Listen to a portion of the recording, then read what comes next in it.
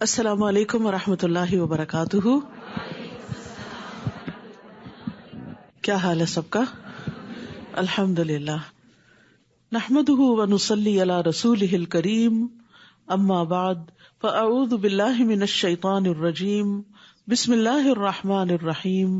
رب اشرح لی صدری ویسر لی امری واحلل عقدۃ من لسانی یفقہوا قولی.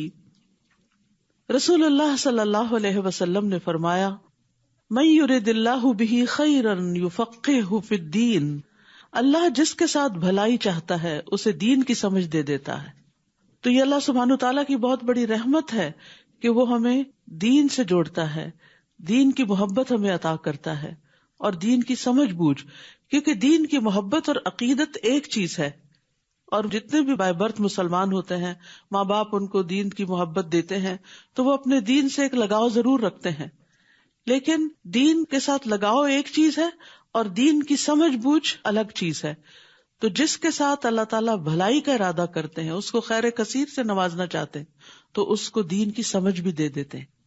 اور دین کی سمجھ جو ہے بہت بڑی نعمت ہے، کیونکہ اس سے یہ زندگی بھی آسان ہوتی ہے اور اگلی زندگی بھی آسان ہوتی ہے. اور اس کے لیے انسان کو ایفرٹ کرنا پڑتی ہے، کوشش کرنا پڑتی، محنت کرنا پڑتی ہے. اور اس کے لیے انسان کو علم حاصل کرنے کے لیے اپنے گھر سے نکلنا پڑتا ہے. اور جو شخص علم حاصل کرنے کے لیے نکلے تو اس کے بارے میں حدیث میں آتا ہے، زر بن حبیش کہتے ہیں، میں صفوان بن نسال کی خدمت میں حاضر ہوا. انہوں نے فرمایا، کیسے آئے؟ میں نے کہا، علم حاصل کرنے کے لیے. تو انہوں نے کہا، میں نے رسول اللہ صلی اللہ علیہ وسلم کو یہ فرماتے ہوئے سنا ہے کہ جو شخص بھی علم کی طلب میں اپنے گھر سے نکلے، فرشتے اس کے عمل کو پسند کرنے کی وجہ سے اس کے لیے اپنے پر پھیلا دیتے ہیں.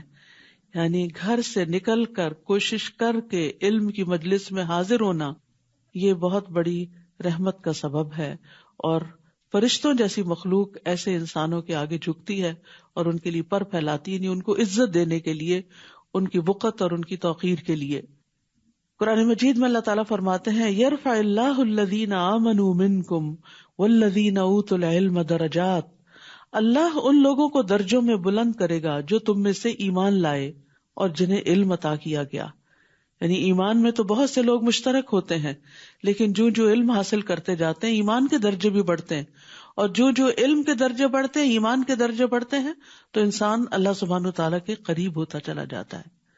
تو اصل عزت انسان کو مال سے نہیں ملتی، دنیا کے کسی اور جاہ و وقار سے نہیں.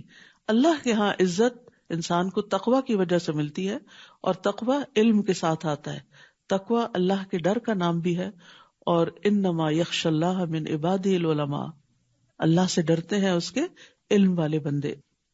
ابو ہریرہ رضی اللہ عنہ کہتے ہیں، میں نے رسول اللہ صلی اللہ علیہ وسلم سے سنا، آپ فرما رہے تھے، خبردار، بے شک دنیا ملعون ہے اور اس کی تمام چیزیں ملعون ہیں، یعنی اللہ کی رحمت سے دور کرتی ہیں، البتہ اللہ کا ذکر اور اس کی معاون چیزیں اور عالم یا متعلم، یعنی یہ اللہ کی رحمتوں میں ہے کہ انسان سیکھنے والا ہو یا پھر سکھانے والا ہو.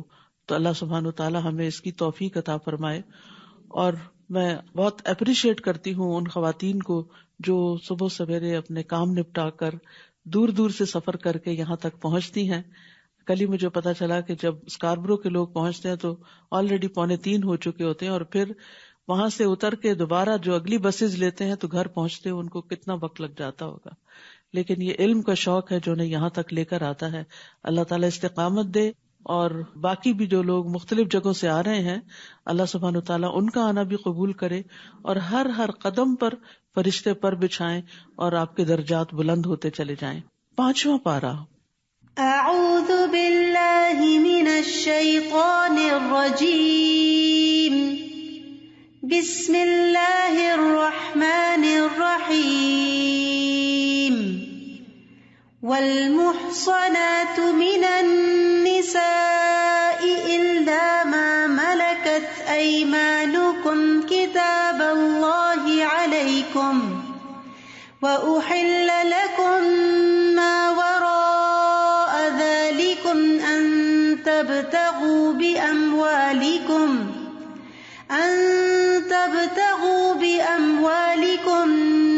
محصنين غير مسافحين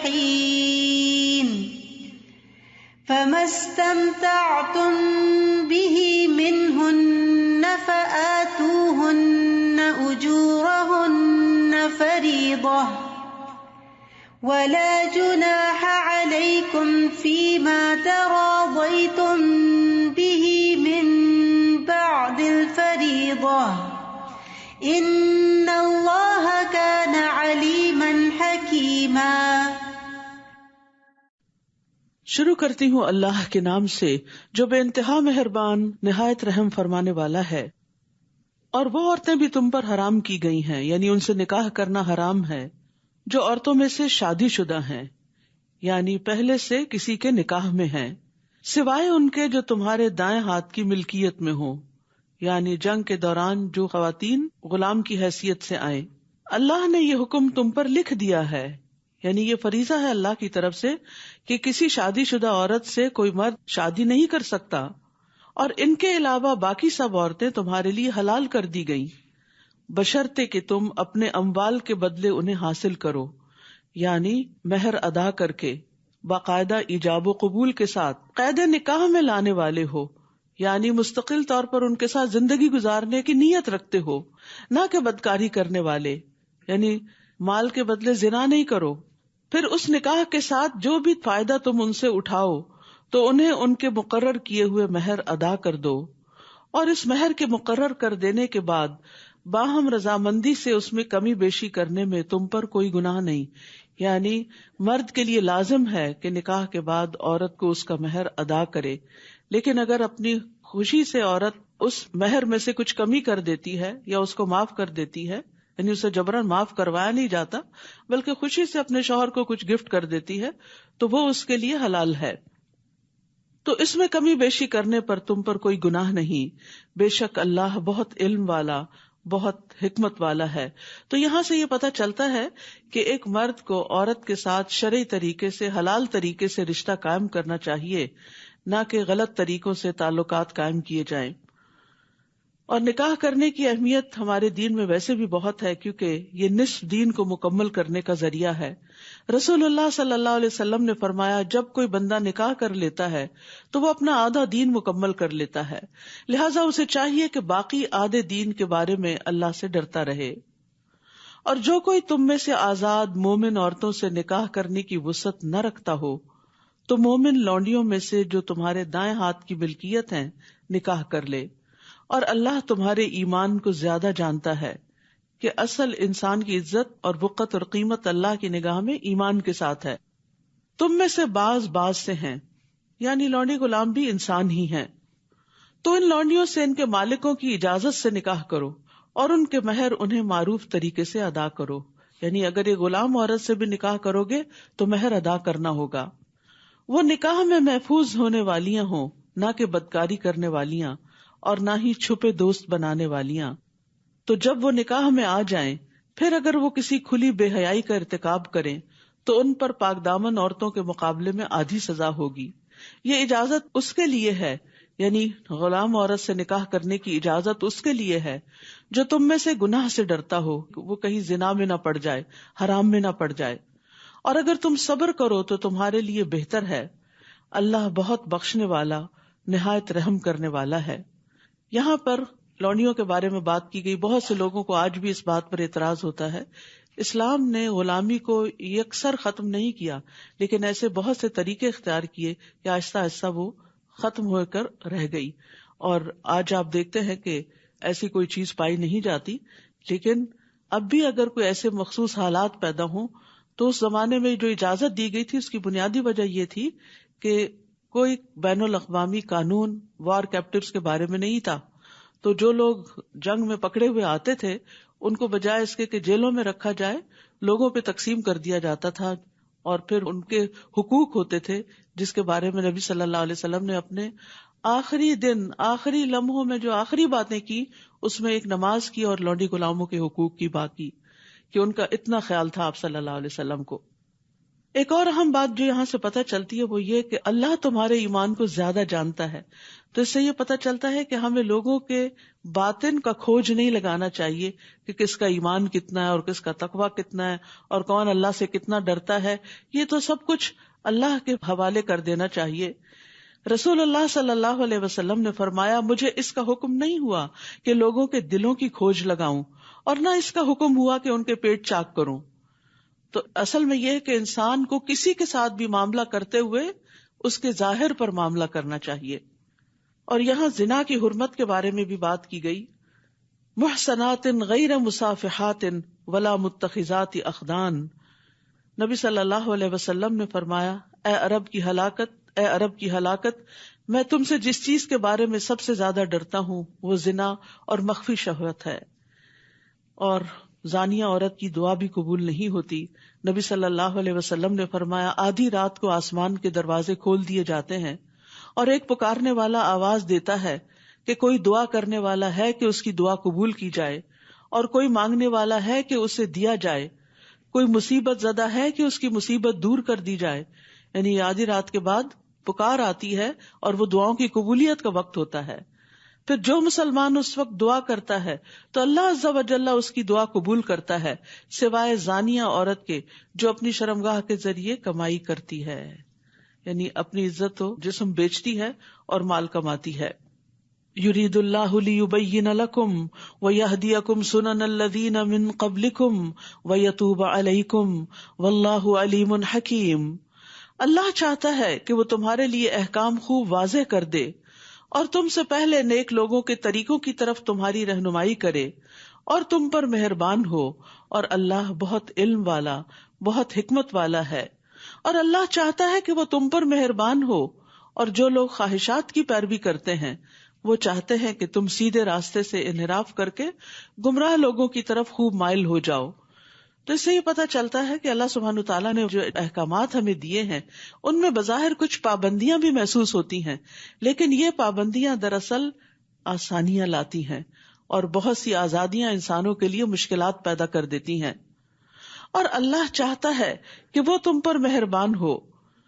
یرید اللہ ان یخفف عنکم وخلق الانسان ضعیفا. اللہ چاہتا ہے کہ وہ تم سے بوجھ ہلکا کر دے اور انسان بہت کمزور پیدا کیا گیا ہے. یا ایھا الذین آمنوا لا تأکلوا اموالکم بینکم بالباطل. اے لوگو جو ایمان لائے ہو اپنے مالوں کو آپس میں باطل طریقے سے نہ کھاؤ، یعنی مال کمانے کے غلط طریقے اختیار نہ کرو. چوری، ڈاکہ، غصب، یتیموں کا مال لوٹ لینا، تو اس طریقے کے تمام مال ہتھیانے کے طریقے باطل طریقے ہیں، مگر یہ کہ باہمی رضامندی سے تجارت ہو اور تم اپنے آپ کو قتل نہ کرو.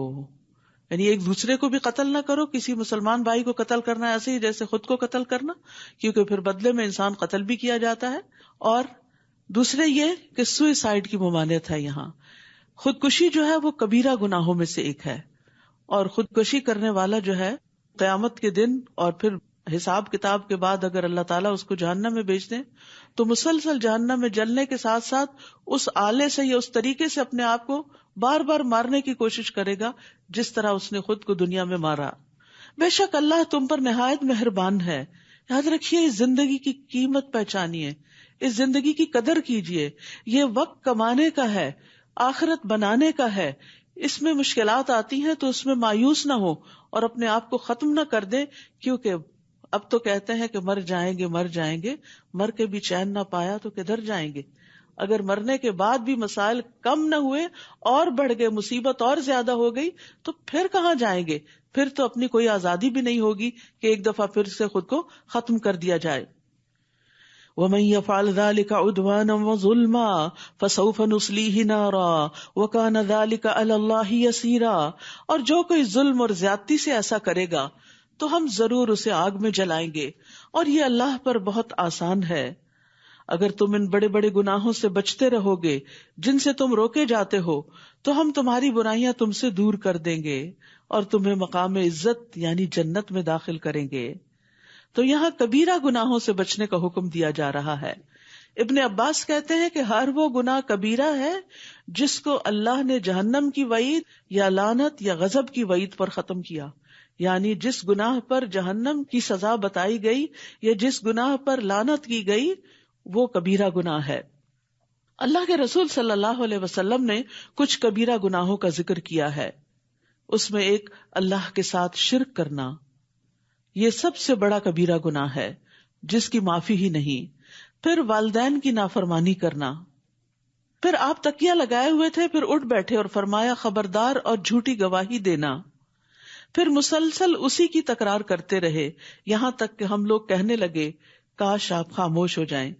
اسی طرح ایک اور روایت میں آپ صلی اللہ علیہ وسلم نے فرمایا 7 ہلاکت خیز گناہوں سے بچو۔ صحابہ نے عرض کیا اللہ کے رسول وہ کیا ہیں؟ آپ نے فرمایا اللہ کے ساتھ شریک ٹھہرانا، جادو کرنا، کسی جان کو قتل کرنا جسے اللہ نے حرام ٹھہرایا مگر حق کے ساتھ جائز ہے، سود کھانا، یتیم کا مال ہڑپ کرنا، لڑائی کے دن پیٹ پھیر کر بھاگ جانا، اور پاک دامن ایمان والی بھولی بھالی خواتین پر زنا کی تہمت لگانا، یعنی معصوم خواتین کے اگینسٹ کوئی سکینڈل کھڑے کر دینا۔ تو یاد رکھیے لا الہ الا اللہ اس وقت فائدہ دیتا ہے جب کبائر سے بچا جائے۔ رسول اللہ صلی اللہ علیہ وسلم نے فرمایا جب کوئی بندہ خلوص دل سے لا الہ الا اللہ کہے گا اور کبائر سے بچتا رہے، یعنی کبیرہ بڑے بڑے گناہوں سے بچتا رہے گا، تو اس کے لیے آسمان کے دروازے کھول دیے جائیں گے اور یہ کلمہ لا الہ الا اللہ عرش تک جا پہنچے گا۔ اسی طرح فرائض اس وقت کفارہ بنے گے گناہوں کا جب بندہ کبیرہ گناہوں سے بچتا ہے۔ رسول اللہ صلی اللہ علیہ وسلم نے فرمایا 5 نمازیں اور ایک جمعہ سے دوسرے جمعہ تک اور رمضان سے رمضان تک اپنے درمیان سرزد ہونے والے گناہوں کے لیے کفارہ بن جاتے ہیں جب تک کہ کبیرہ گناہوں سے بچا جائے۔ یعنی ہم کہتے ہیں نا وضو کرنے سے سارے گناہ دھل جاتے ہیں، اگر کبیرہ گناہوں سے بچیں گے۔ اسی طرح رمضان سے رمضان تک کے بیچ کے گناہ جو ہے اگلے رمضان میں معاف ہو جاتے ہیں اگر کبیرہ گناہوں سے بچیں گے۔ رسول اللہ صلی اللہ علیہ وسلم نے فرمایا اجتنبوا الکبائر وسددوا وابشروا، کبیرہ گناہوں سے اجتناب کرو اور سیدھے رہو اور خوش ہو جاؤ۔ ولا تتمنوا ما فضل اللہ به بعضکم علی بعض، اور نہ تم اس چیز کی تمنا کرو جس کے ساتھ اللہ نے تم میں سے بعض کو بعض پر فضیلت عطا کی۔ یعنی اللہ سبحانہ تعالیٰ نے انسانوں کے اندر اختلاف رکھا ہے، بعض کو بعض کے مقابلے میں زیادہ کوالٹیز دی ہیں، لیکن اس کا یہ مطلب نہیں کہ بعض کو بالکل محروم رکھا ہے، انہیں کچھ اور چیزوں میں خیر عطا کی ہے۔ تو ہر شخص کے کچھ اسٹرینتھس ہوتی ہیں اور کچھ ویکنیسز ہوتی ہیں، لہذا ہمیں یہ نہیں کرنا چاہیے کہ جو کسی کی اسٹرینتھ ہو اس پر انوی کریں اور اپنی اسٹرینتھ کو اس میں بھول ہی جائیں۔ مردوں کے لیے اس میں سے حصہ ہے جو انہوں نے کمایا اور عورتوں کے لیے اس میں سے حصہ ہے جو انہوں نے کمایا، یعنی اصل چیز تو یہ دیکھی جائے گی کہ تم کر کے کیا آئے ہو، نہ کہ یہ دیکھا جائے گا کہ کس کو کتنی زیادہ کون سی کوالٹیز ملی تھی۔ دیکھا جائے گا کہ ان کوالٹیز کو، ان اسٹرینتھس کو اس نے کس خیر کے کام میں لگایا اور اپنے لیے کیا کما کے لایا۔ اور اللہ سے اس کے فضل کا سوال کرو، بے شک اللہ ہر چیز کو خوب جاننے والا ہے۔ یعنی انسان لوگوں کو ملنے والی نعمتوں پر جلنے، کڑنے اور حسد کرنے کی بجائے اللہ سے اس کا فضل مانگے کہ یا اللہ تو نے اس کو عطا کیا تو مجھے بھی عطا کر سکتا ہے، تو مجھے عطا کر۔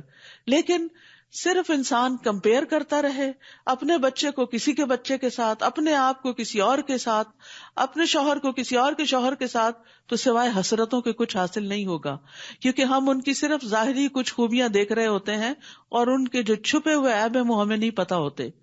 تو اس لیے کبھی بھی یہ نہیں کہنا چاہیے کہ میرا بچہ فلاں کے بچے کی طرح ہو جائے یا میں فلاں کی طرح ہو جاؤں، نہیں، اللہ سے فضل مانگتے یا اللہ تو اپنی نگاہوں میں بڑا کر دے اور تو اپنے فضل سے نعمتیں عطا کر دے، کیونکہ یہ حسرت جو ہوتی ہے کہ میں فلاں کی طرح کیوں نہیں، یہ حسد کی راہ ہموار کرتی ہے اور پھر دوسرے کی نعمت کے زوال کی تمنا کرتی ہے، جو کہ ایک حرام فعل ہے اور یہ دل کی ایسی کمائی ہے جس پر پوچھ ہوگی۔ اس لیے اللہ کا فضل مانگنا چاہیے۔ اور یہ بھی کہا گیا کہ اس آیت کا سبب نزول یہ ہے کہ بعض عورتوں نے کہا کاش ہم وراثت میں مردوں کے برابر ہوتی اور جہاد میں ان کے ساتھ شریک ہوتی، تو یہ آیت انہیں اس چیز سے منع کرنے کے لیے نازل ہوئی کہ مردوں کی برابری کی خواہش کرنا اللہ کے حکم کو رد کرنا ہے، کیونکہ عورتوں کی اپنی کچھ اسٹرینتھس ہیں، ان کے اپنے کچھ ایسے کام اور مواقع ہیں جن سے ان کے درجات بلند ہوتے ہیں.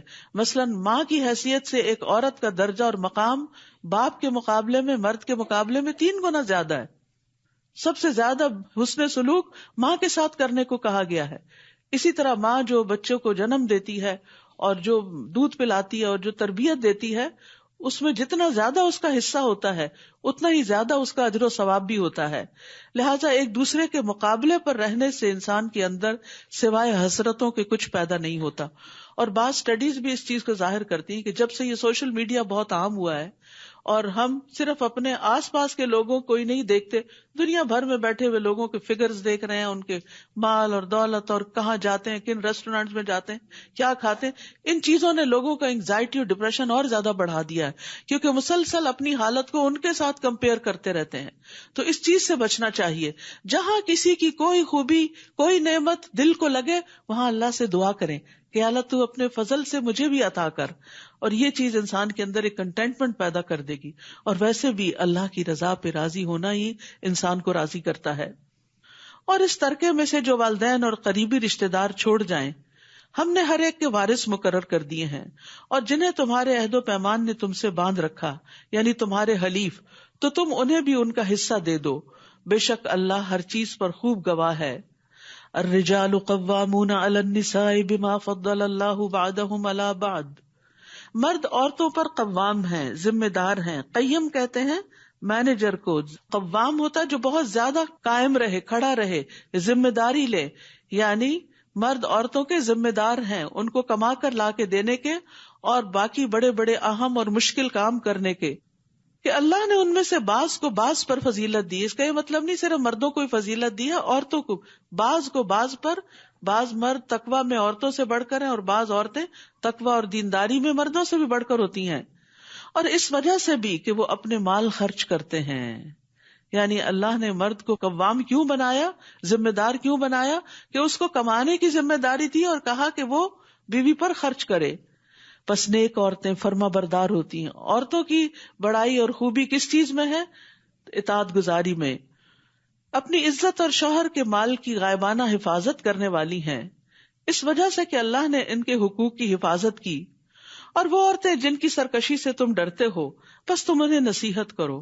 اور نشوز کا یہاں معنی یہ عام چھوٹی موٹی باتوں میں ڈس ایگری کرنا نہیں ہے.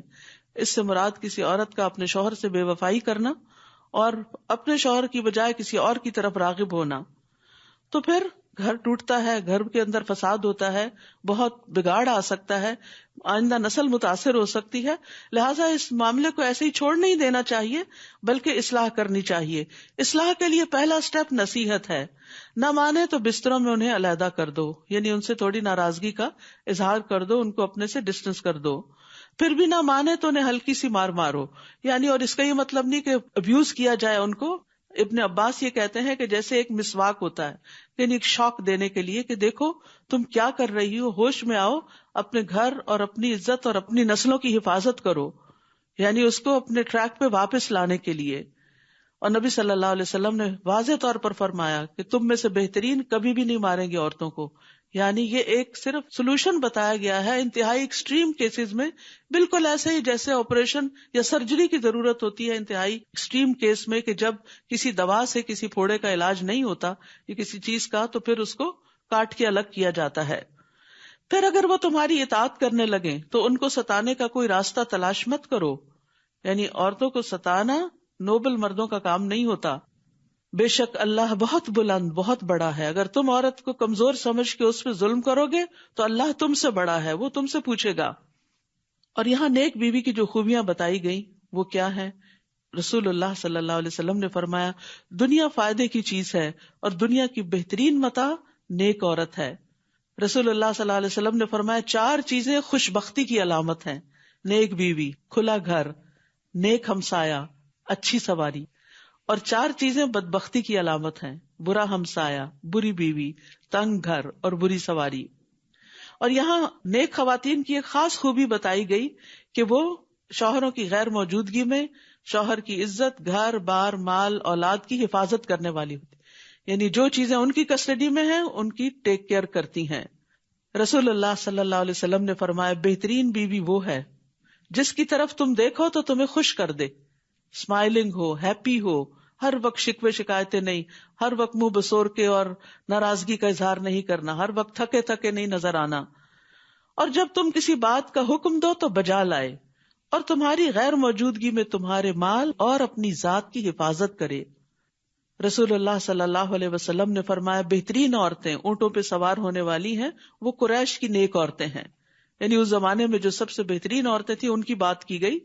چھوٹے یتیم بچوں پر سب سے زیادہ مہربان ہیں، یعنی اگر شوہر فوت بھی ہو جائے تو اپنے بچوں کی خاطر اپنی زندگی قربان کر دیتی ہیں، اور اپنے خامدوں کے مال کی زیادہ حفاظت کرنے والی ہیں۔